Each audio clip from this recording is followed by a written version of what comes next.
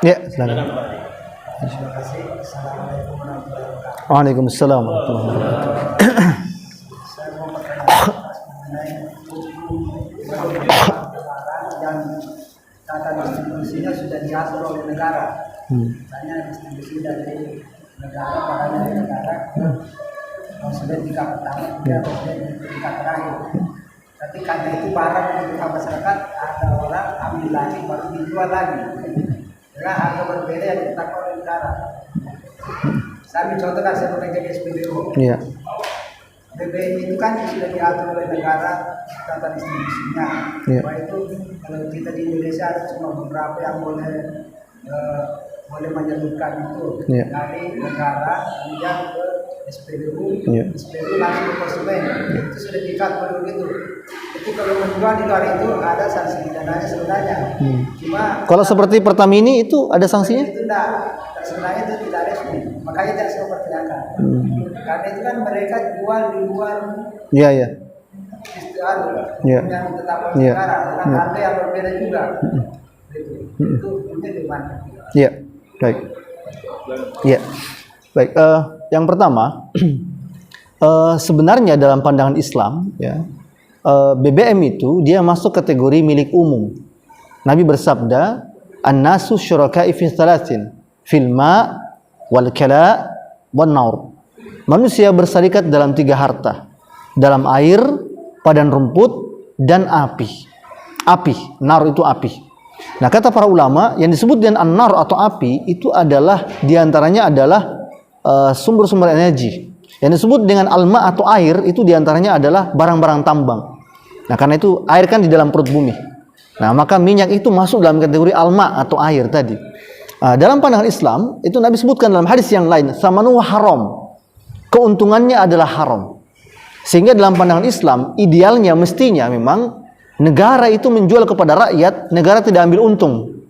Hanya sekedar ongkos produksi atau kos distribusi saja. Itu satu. Yang kedua, adapun kalau kita bicara konteksnya sekarang, ya SPBU itu kan swasta, dia bukan negara. Ya, Pertamini segala macam itu juga swasta, dia bukan negara. Dalam pandangan Islam mereka sah dapat keuntungan. Ya, sah dapat keuntungan. Yang tidak boleh dapat keuntungan adalah cek. Ini sudah mantap. Cek. Yang sebenarnya tidak boleh dapat keuntungan itu adalah negara. Nah, jadi itu satu. Yang kedua, ada ketentuan pidana menyebutkan pihak di luar SPBU tidak boleh menjual. Bagaimana dengan yang punya Pertamini? Bagaimana dengan yang menjual bensin eceran, ya, botol-botol segala macam? Itu bagaimana dalam Islam? Kalau dalam pandangan Islam itu boleh saja. Ya. Gini, Pertamini ini belinya di mana, Pak Haji? SPBU. Kalau memang itu dilarang dan ada sanksi pidana, mestinya SPBU-nya yang disanksi pidana. Atau gimana aturannya? Memang begitu ya? Mestinya begitu. SPBU-nya disanksi pidana. Nah, itu kan begitu. Kan tidak mungkin Pertamini itu bisa menjual, tidak mungkin pengecer bensin botol itu bisa menjual kalau tidak ada yang ngasih mereka beli. Kan gitu ya? Logikanya kan begitu. Gitu. Sehingga hukumnya begini. Ini Pertamina, ini SPBU. Pertamina produsen, SPBU maklar, gitu ya. SPBU maklar. Maka si Pertamini, penjual bensin botol, ini semua adalah pembeli. Gitu ya. Cuma bedanya dengan masyarakat umum, dia pembeli yang mau jual lagi. Kan gitu saja bedanya. Dia pembeli yang mau jual lagi. Dalam pandangan Islam ini sah ini transaksinya, tidak masalah. Saya potong. Ya. Ada melenceng dari pembahasan. Iya. Pertamina itu kalau saya lihat di SPBU ada 2 jenis. Iya. Ada yang terus terang bahwa dia mau jual kembali jam bahwa harga itu sudah tahu pastinya mau jual lagi. Iya. Yang masalah ini yang pakai kendaraan. Kita nggak tahu dia mau jual lagi atau kemana. Jadi istilahnya dia ke 10 ya. Iya. Setelah sampai di rumahnya dia setot lagi itu. BBM yang ada di tanki ini baru dijual. Jangan kami harga itu memang tidak dilarang. Iya. Jadi sebenarnya yang dilarang itu gimana Pak Haji? Saya bingung tadi. Jadi kan tadi Pak Haji bilang sebenarnya tidak boleh dijual kecuali SPBU. Itu yang saya ingat tadi. Gimana sebenarnya? Distribusinya itu BBM itu dari Pertamina ke SPBU, ya. Kemudian SPBU ke pemakai terakhir. Pemakai Ya. terakhir itu dalam hal ini kendaraan. Kendaraan, ya. Nah, boleh dijual dalam bentuk JGN, tapi ada surat khusus. Oh, gitu. Karena dia memakai mesinnya ada di gedung, karena bisa pakai bensin Ya. ini atau nelayan. Ya. Seperti Ya. ini itu ada keterangan itu. Ya. Kemudian ada juga yang bawa JGN untuk yang dijual eceran. Boleh juga itu. Itu seharusnya ada juga pengantar dari sebenarnya dari kelurahan bahwa dia memang berusaha untuk ini. Oh, jualan Jadi gitu kan itu. selama ini itu yang diabaikan. Iya. Itu oleh Pertamina tidak terlalu Tidak ada masalah. yang masalah itu kalau ketahuan misalnya yang pakai kendaraan ini dia bawa kendaraan Iya. sebelum ke itunya, Iya. baru sampai rumahnya itu disedot kembali. Iya. Nah, itu yang dibuat. Iya. Ya, baik. Jadi gini. Ini Pertamina.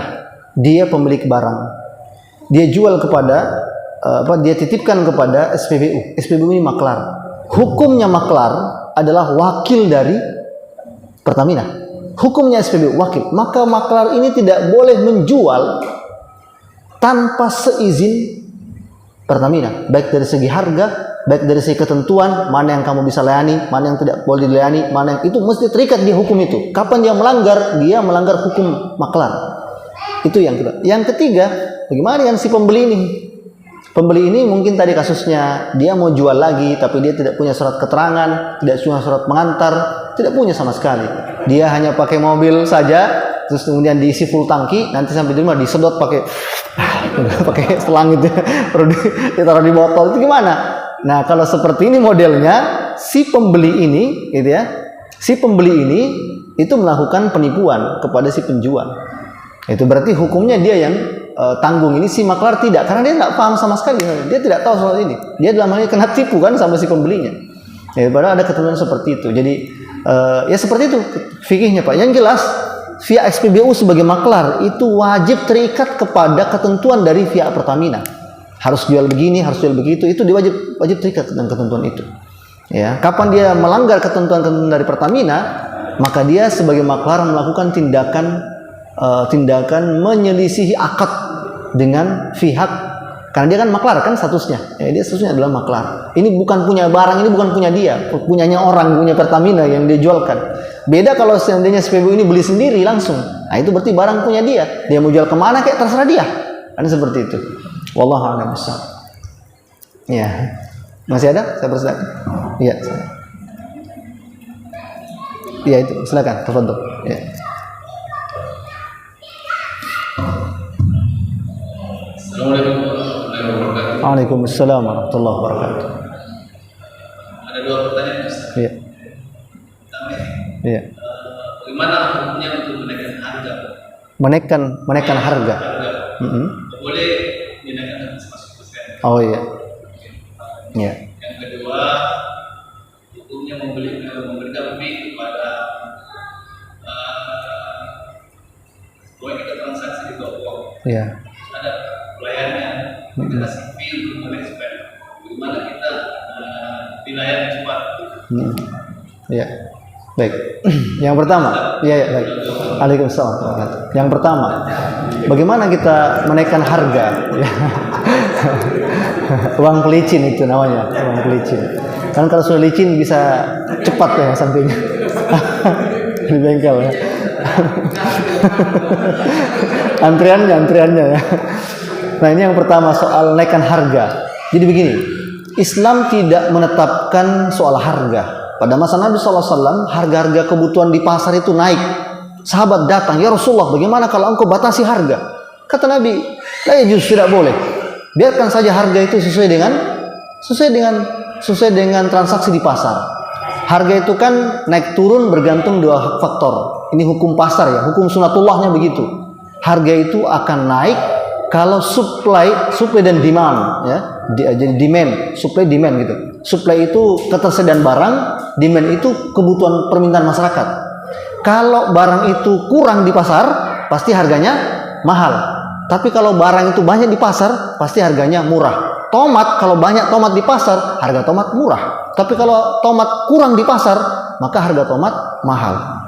Nah, cuma ini kalau kadang-kadang juga bisa ada faktor lain yang mempengaruhi ya, bukan cuma itu. Bisa juga faktor lain, mungkin karena ada yang sengaja menimbun barang sehingga agak kurang dia tunggu harga naik. Ada juga bisa permainan seperti itu. Tapi secara umum begini hukumnya.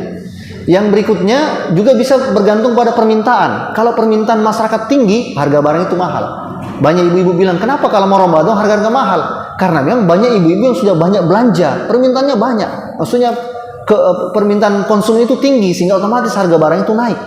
Kan seperti itu. Kenapa harga ayam mahal, naik segala macam? Ya wajar, karena waktu pemakaian orang bilang waktu pemakaian, gitu kan. Banyak orang beli, jadi otomatis harganya naik.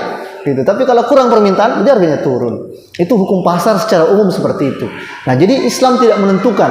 Bagaimana kalau harga barang itu untung 100%, 200%, tidak ada masalah, boleh. Asalkan ada asalnya Pak, ada syaratnya. Syaratnya harga itu memang masih dalam cakupan kebiasaan, urf. Artinya di sana tidak ada wabun fahish, tidak ada namanya menaikkan harga barang karena memanfaatkan kebodohan pembeli. Paham? Memang kalau dari sononya harganya segitu itu barang, memang biasanya dijualkan memang segitu itu keuntungannya, tidak ada masalah. Yang penting jangan karena membodoh-bodohi si pembeli.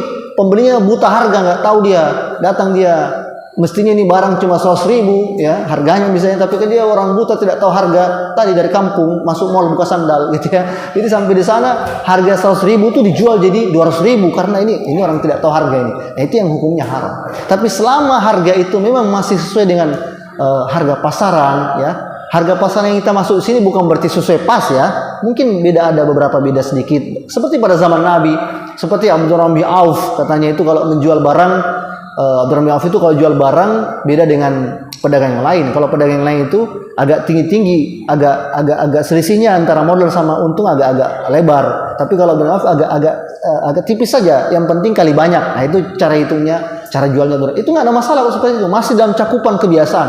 Meskipun untung 100%, meskipun untung 200%, meskipun untung 300%. Nah, ini mungkin tiap barang beda-beda ya faktanya. Ada barang yang untungnya bisa seperti itu, ada barang yang untungnya cuma 5%, ada yang yaitu tergantung pola kebiasaan yang itu namanya hukum pasar yang ada di masyarakat. Wallahu a'lam bishawab. Yang kedua, bagaimana hukumnya kasih uang pelicin? Memang kasar lantainya Pak. Datang kita misalnya di satu toko mau dilayani supaya cepat, terus kita kasih uang pelicin ke karyawannya. Apakah ini hukumnya boleh? Satu, kalau instansi itu, kalau toko itu adalah milik negara ya, milik negara.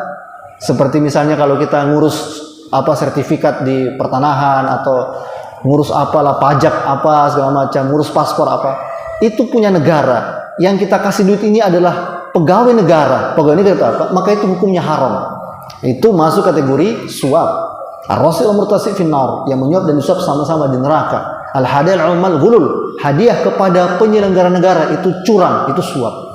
Nah, kalau dia adalah perusahaan swasta, gimana kalau dia perusahaan swasta ya, terus kita kasih uang pelicin, ini juga hukumnya haram jika tanpa seizin atasannya ya. Kalau atasannya pihak yang menggaji dia itu setuju, tidak ada masalah. Kalau Anda mau kasih anak buah saya ya, saya selaku pihak yang menggaji dia selama ini mengizinkan, nah itu hukumnya boleh ya. Ini pendapat pertama. Pendapat kedua mengatakan, dua pendapat ulama di situ. Pendapat kedua mengatakan tetap hukumnya haram. Kalau si anak buahnya mau dikasih tambahan-tambahan, harus tetap jalurnya lewat bosnya dulu itu duit. Kasih dulu bosnya, nanti bosnya kasih ke dia sebagai ada sedikit tambahan dari itu bapak tadi. Pembeli rokok, berapa itu? 200.000. Kamu kan pembeli rokok itu satu pak. Pembeli rokok bukan pembeli rokok 2 bungkus. Kalau kayak gitu, ya kan? Pembeli rokok juga tapi rokok satu pak. Nah, itu dua pendapat di situ. Ada yang mengatakan boleh asal seizin atasan. Kalau swasta ya, ada pula yang mengatakan boleh dengan seizin atasan dan uangnya lewat atasannya, bukan langsung dari si konsumen atau si customer kepada si karyawan. Karena karyawan ini kan sudah digaji sama, memang kerja dia itu dia sudah dapat ada akad ijarahnya. Dia punya kontrak kerja dengan atasannya, dengan kantornya, dengan tokonya, dengan perusahaannya, bahwasanya Anda digaji untuk melayani pembeli-pembeli customer. Sehingga Anda tidak boleh terima uang dari mereka. Gaji Anda itulah untuk menggaji tenaga yang Anda curahkan. Nah, itu seperti itu. Jadi di situ dua pendapat. Pada intinya ini mesti jelas dulu. Ini tempat kita belanja ini toko ini milik swasta ataukah dia milik negara? Swasta Pak. toko biasa. Iya, kalau begitu nggak ada masalah. Yang terpenting tadi sepersetujuan bosnya. Ya, kalau tidak, sebenarnya kita nih antrean sekian, tapi ya nggak apa-apa lah, ada aja deh kan. Uang apa? Uang pelicin. Ini oli sudah licin, ini oli. Nah, dikasih lagi pelicin. Ya, wallah alam begitu. Dan itu sudah kebiasaan di masyarakat sekarang. Biarpun kebiasaan di masyarakat. Oleh negara. Oh, tidak boleh, tidak. Kayak kita di kampung-kampung kan Iya. guru-guru sekolah itu Oh kan iya, mereka iya, kelas iya, iya. pasti Iya. Bagaimana kalau dia guru-guru di sekolah? Kalau dia guru PNS atau dia guru tenaga kontrak, dia adalah ajir pegawai negara yang diupah oleh negara. Dia nggak boleh terima, dia tidak boleh terima hadiah-hadiah dari itu tidak boleh, hukumnya haram. Ya, nah, itu satu. Yang kedua, tapi kalau dia guru honorer, ya, guru honorer itu dia bukan aparat negara, dia tidak punya gaji yang jelas. Nah, kalau dia terima dari masyarakat, mungkin terima rapor, ada yang bawakan dia singkong, ada yang bawakan dia ayam kate, ada yang bawakan itu siswanya, ya itu boleh dia terima. Atau guru swasta, ya, guru yang tenaga kerjanya di sekolah swasta, ya nggak ada masalah, dia bukan aparat negara, ya, kecuali guru swasta yang dapat apa namanya itu, sertifikasi atau apa gitu ya, dapat gaji dari negara, tunjangan apa, berarti dia juga seorang ajir negara yang diupah juga sama negara. Jadi itu status menentukan, ya, status menentukan. Jadi bagaimana kalau sudah kebiasaan? Nah, itulah kenapa terjadi kebiasaan, karena ketidakpahaman masyarakat.